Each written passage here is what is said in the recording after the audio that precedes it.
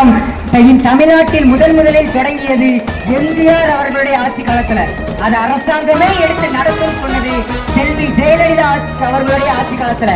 இப்ப சொல்லுங்க, கலைஞரா டாஸ்மார்க்கா கொண்டு வந்தாங்க? இல்ல. ஏதாவது ஒரு முறையில நம் திராவிட முன்னேற்ற கழகம் பேர்ல அவதூற பரப்பிடணும் அப்படிங்கறதா இவங்களுடைய எண்ணம்.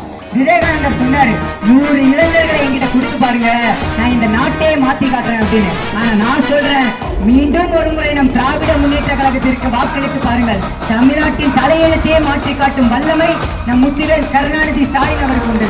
ஒரு பழமொழி சொல்லுவாங்க, மல்லிகை மொட்டை மண்ணில் விதைத்தால் அது ஒருபோதும் அரளிப்பூவை கொடுக்காது.